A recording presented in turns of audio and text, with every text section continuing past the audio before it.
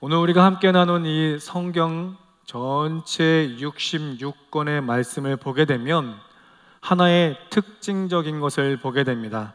그것은 창조 시대에 아담과 하와라는 인물을 중심으로 해서 이 땅 가운데 있어서 죄가 시작되게 되었고, 그 죄로 인해서 끝내 심판이 우리 가운데 올 수 있음을 보게 됩니다. 그런데 감사한 것은 그럼에도 불구하고 하나님의 그 긍휼하심과 사랑하심과 인애로 우리에게 다시금 회개할 수 있는, 돌이킬 수 있는 은혜를 주셨고, 그 회개로 말미암아서 우리로 하여금 끝내 구원에 이르게 한다라는 그런 큰 주제의 특징을 가지고 있습니다. 이처럼 창조 시대를 시작으로 해서 아브라함, 이삭, 야곱의 3대의 족장 시대를 살고 있는 족장 시대와, 그리고 모세를 중심으로 하는 출애굽 시대와 광야 시대, 그리고 여호수아를 중심으로 하는 가나안 정복 시대, 13명의 사사들을 중심으로 하는 사사 시대와 다윗과 솔로몬을 중심으로 하는 통일 왕국 시대, 그리고 르호보암과 여로보암으로 인해서 분열되어지는 분열 왕국 시대와 그 모든 죄로 인해서 포로 생활할 수밖에 없는 포로기와, 그럼에도 불구하고 하나님의 긍휼하심으로 인해서 그들을 다시금 귀환케 하시는 귀환 시대를 우리는 구약의 성경 시대를 대표적으로 뽑고 있습니다.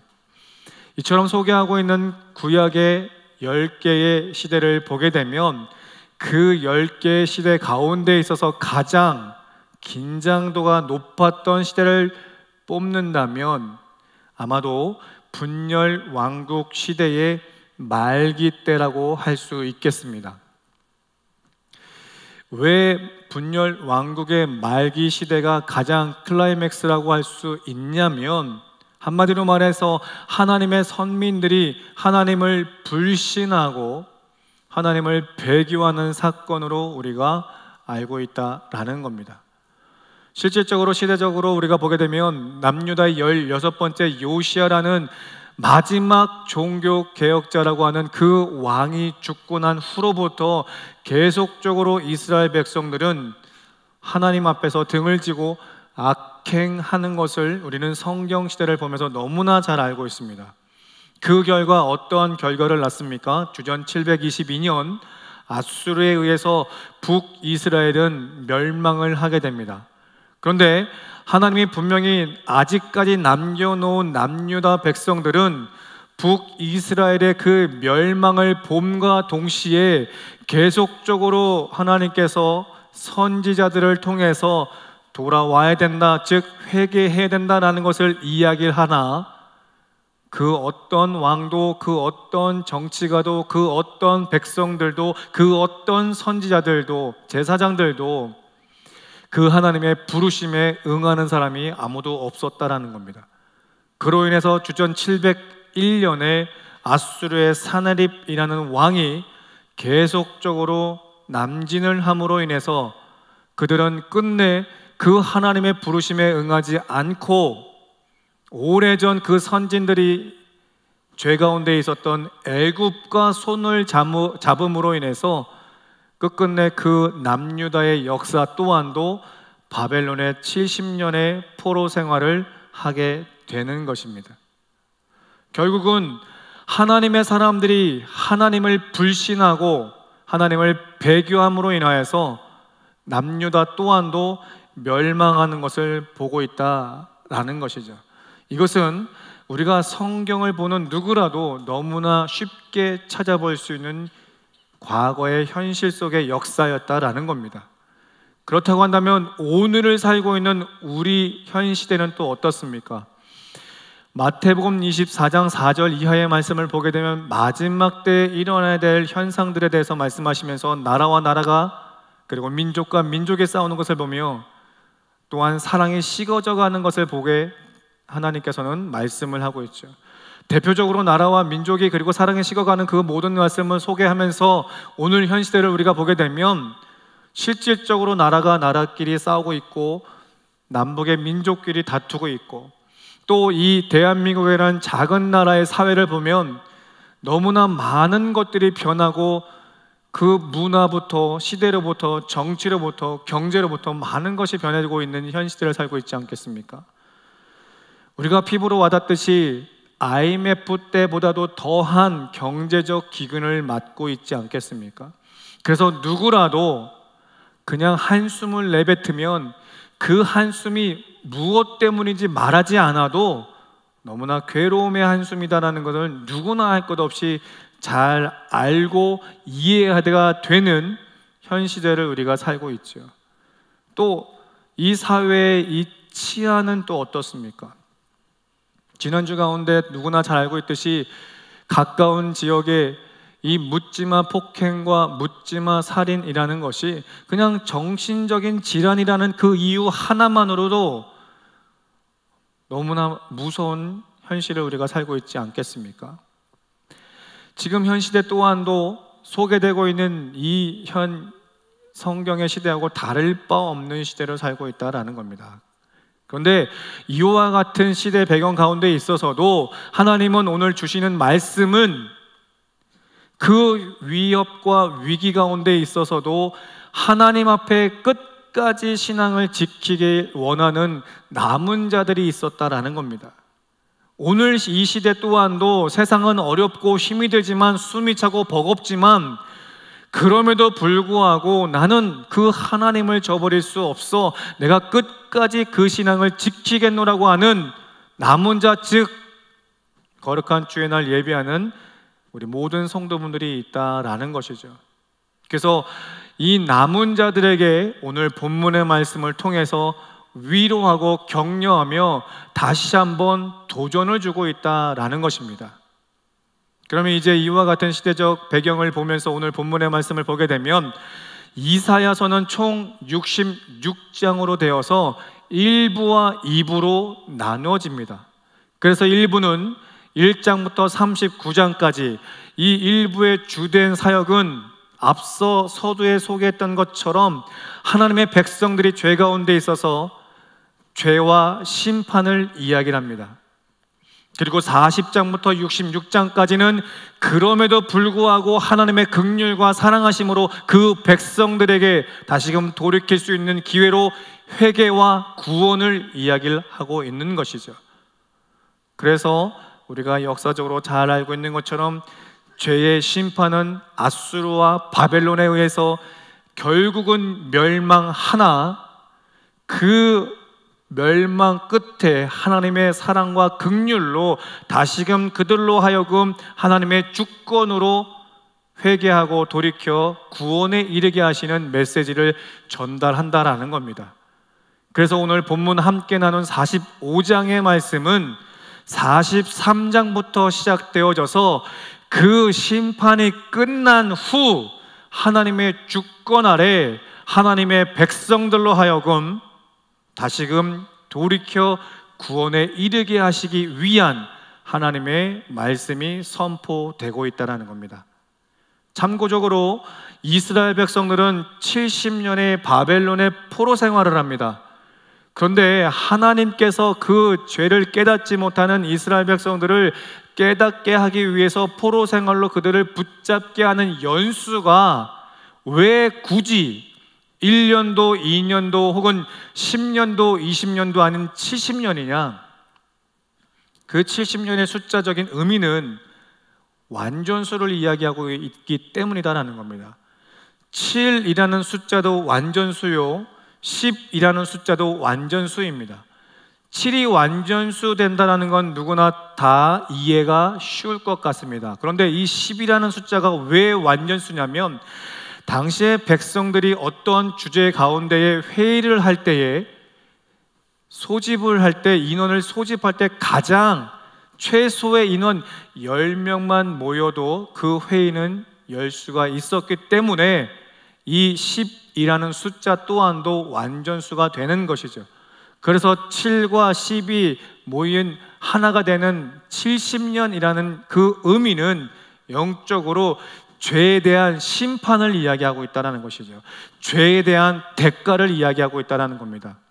그런데 우리가 잘 알고 있듯이 그 죄의 심판에 다시금 구원에 이르게 하시는 이는 인간의 힘과 인간의 능력으로는 결코 그 심판에서 돌이킬 수도 없는 것을 이야기를 하죠. 그래서 그 죄의 심판의 70년의 포로 생활할 것을 이야기를 하고, 그 후에 이제 본문의 말씀을 통해서 하나님의 그 구원의 시작을 말씀하고 있는 겁니다. 이해가 되십니까?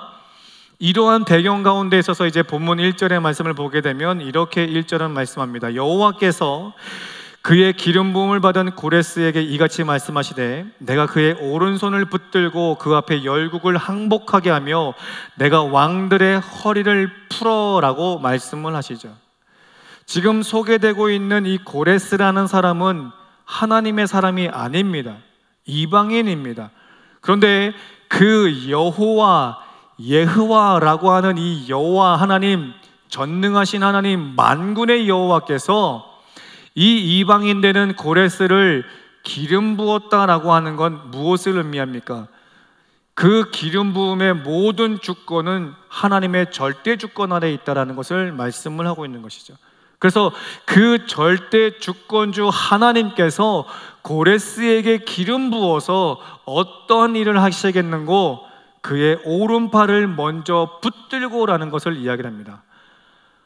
그 전능자, 주권자 하나님께서 그의 오른팔을 붙들었다라고 하는 것은 하나님께서 이제 당신의 공의의 사역을 고레스라는 사람을 통해서 하시겠다라는 것을 선포하고 있는 겁니다.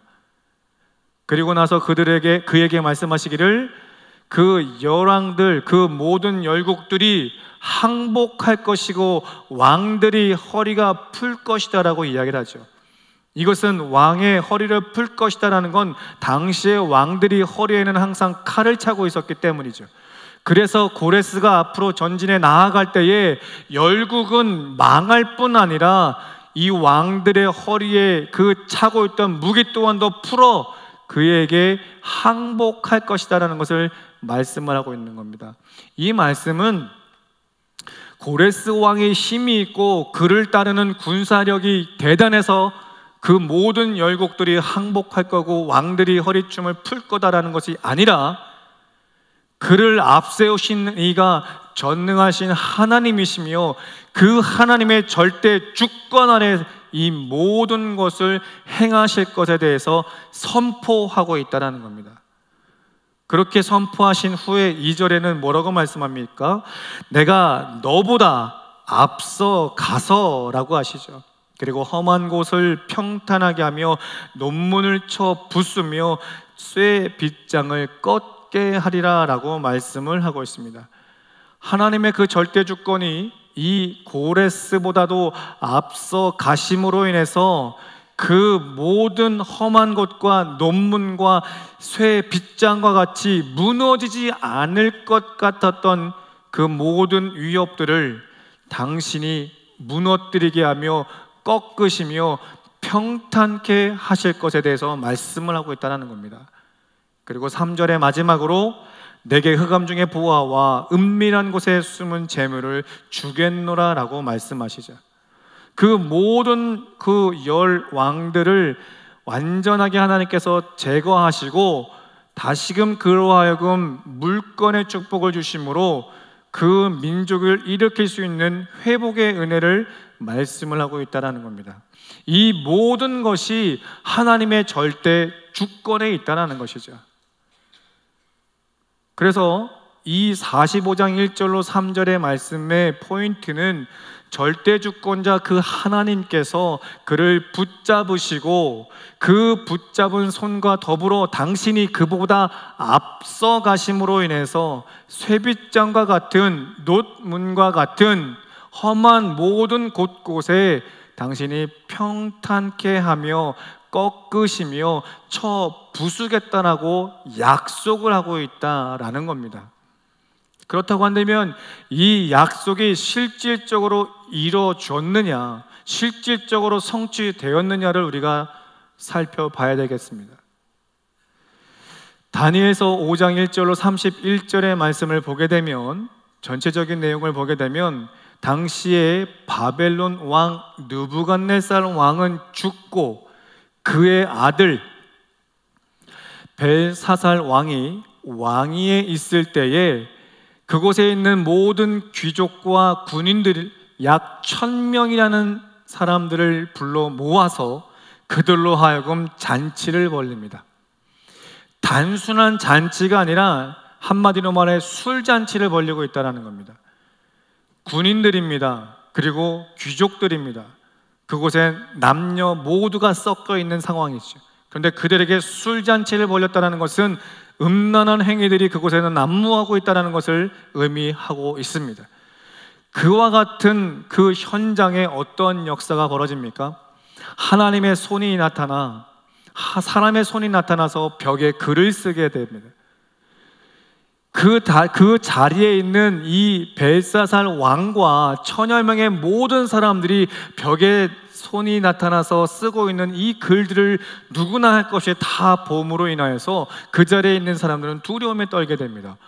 도대체 이 글이 어떤 글인지도 모르겠고, 사람의 형체가 나타나서 글을 쓴 것이 아니라 손만 나타나서 글을 썼으니 왕도 함께하는 모든 사람도 두려울 수밖에 없습니다. 그래서 그 가운데에서 점치는 사람을 불러 이 글을 해석하기를 원했으나 어느 누구도 이 글을 해석하는 자 없습니다. 그 가운데 누가 등장합니까? 다니엘이라는 하나님의 사람이 등장하죠.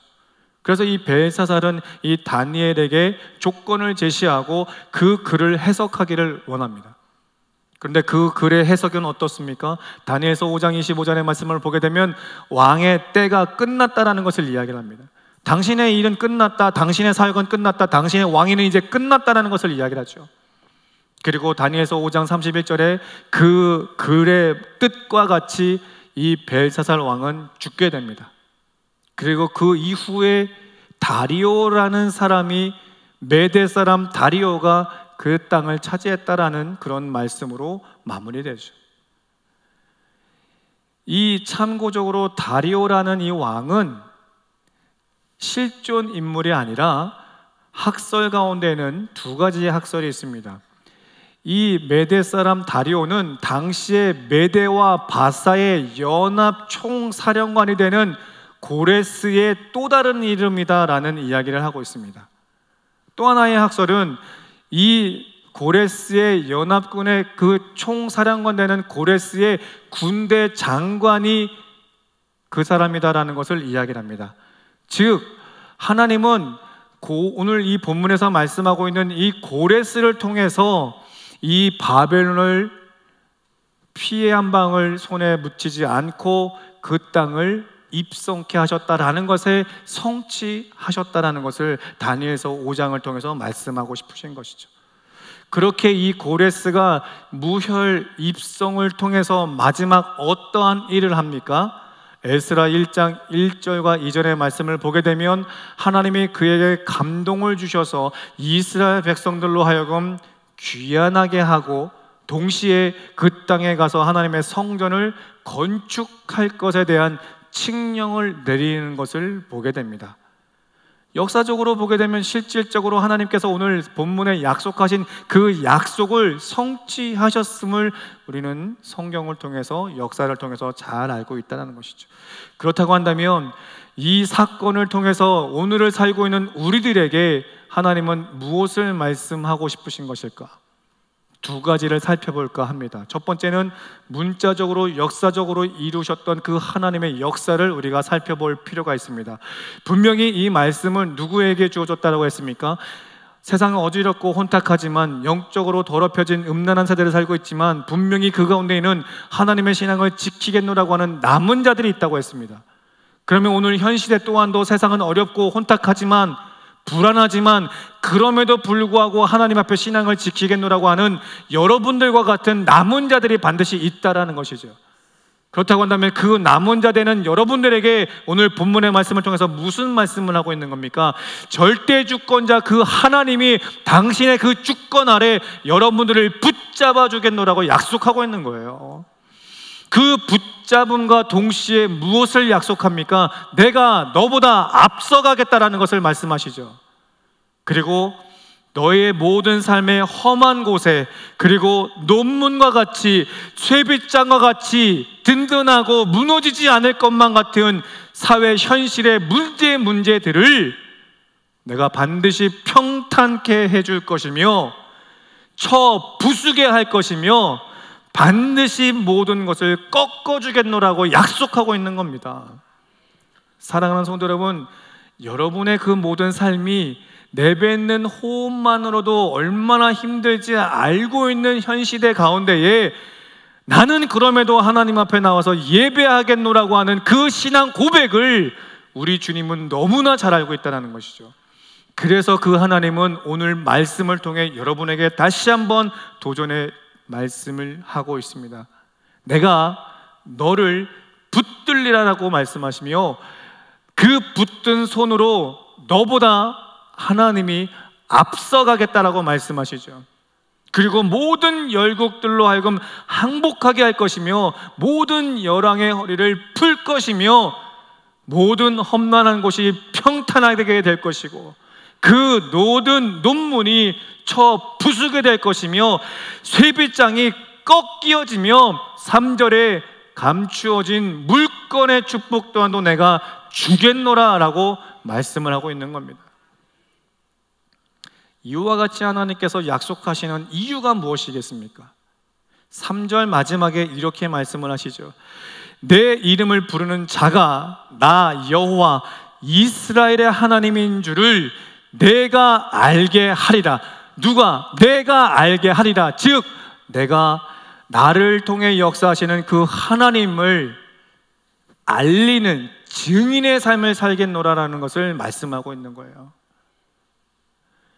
사도행전 1장 8절에 오직 성령이 너에게 임하시면 너희가 권능을 받고 예루살렘 사마리아 땅끝까지 이르러 내 증인 되리라.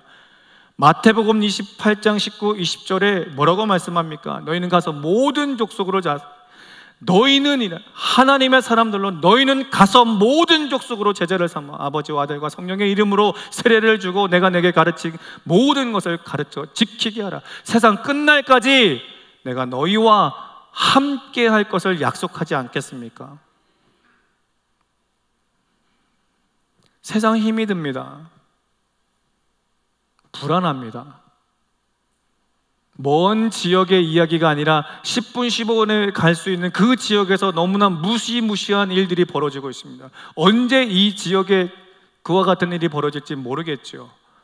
그러나 그런 가운데 있어서도 그 경제적 기근 가운데 있어서도 여러분의 모든 환경의 힘든 가운데 있어서도 이처럼 신앙을 지키겠노라고 이 자리에 오른 모든 남은 자의 우리 화강의 성도들에게 하나님은 내가 너를 붙들리라라고 약속합니다. 그리고 그 붙든 손으로 내가 너보다 앞서갈 것이다라고 약속하고 있다는 것 꼭 기억하시기를 소망합니다. 그 하나님은 여러분들로 하여금 하나님이 하나님 되기를 원하시고 여러분들로 하여금 끝까지 복음의 증인된 삶을 살아가기를 원하신다는 것 기억하시기를 소망합니다. 두 번째, 우리가 주시는 이 말씀을 통해서 주시는 의미는 영적인 부분으로서 누가복음 24장 44절의 말씀과 같이 모세의 율법과 선지자의 글과 시편에 누구를 가리켜 말씀합니까? 예수 그리스도를 가리켜 말씀하고 있지 않겠습니까? 그 예수가 이 땅에 오신 목적이 무엇입니까? 분명히 70이라는 숫자는 죄의 대가라고 했습니다. 죄의 심판이라고 했습니다. 그 죄의 심판을 이길 자 누굽니까?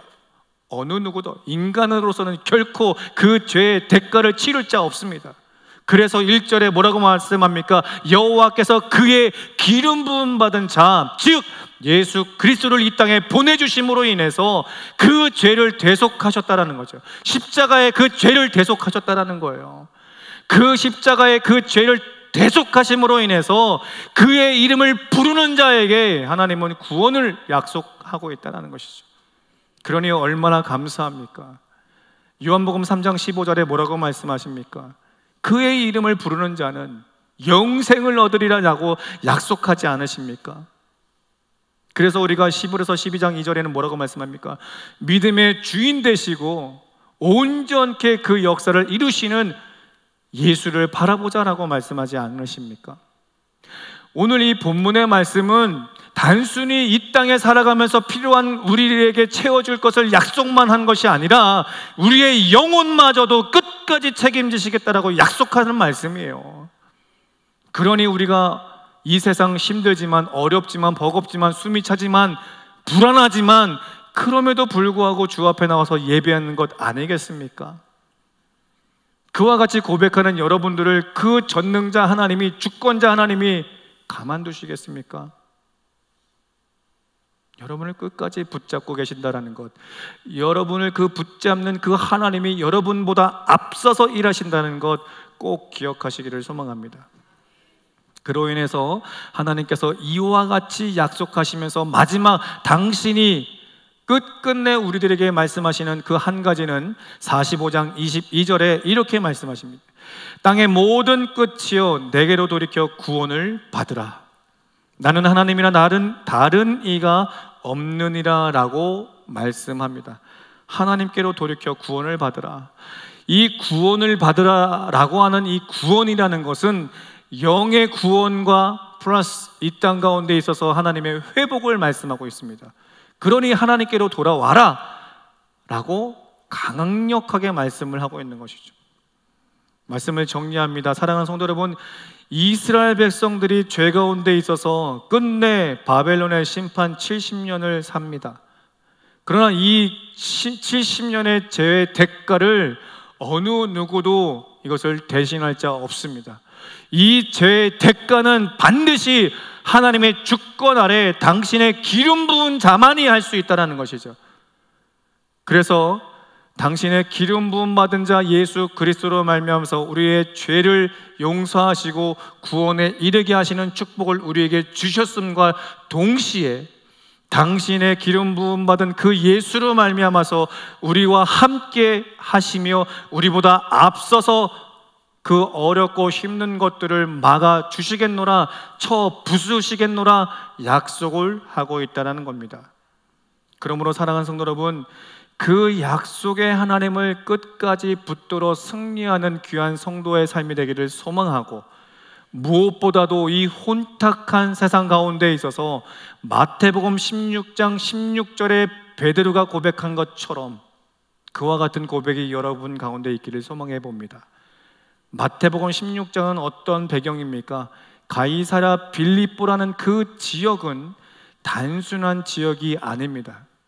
그들이 서 있는 그 지역은 구약 때로부터 신약 때까지 우상을 섬기던 장소였다라는 겁니다. 수만 가지 잡다한 신들을 그곳에서 숭배했던 장소였다라는 겁니다. 그 더럽고 음란한 세대 가운데 있어서, 그 장소 가운데 있어서 예수님이 베드로에게 뭐라고 말씀합니까? 너는 나를 누구라 하느냐? 그때 베드로는 주는 그리스도시요 살아계신 하나님의 아들이십니다. 사랑하는 성도 여러분, 지금 우리가 살고 있는 현 시대는 어쩌면 베드로가 서 있는 그 장소와 다를 바 없는 장소 시대입니다. 이사야서에서 소개하고 있는 그 시대의 상황과 다를 바 없는 상황을 우리는 살고 있습니다. 그러나 이와 같은 시대 상황 가운데 있어서 오늘 본문의 그 약속의 하나님의 말씀을 끝까지 붙들고 이 한 주 동안도 베드로의 신앙 고백이 이제는 여러분의 신앙 고백 되기를 바라고, 나의 주 나의 하나님과 동행하는, 승리하는 우리 귀한 화강의 성도 될 수 있기를 예수 그리스도의 이름으로 축복합니다.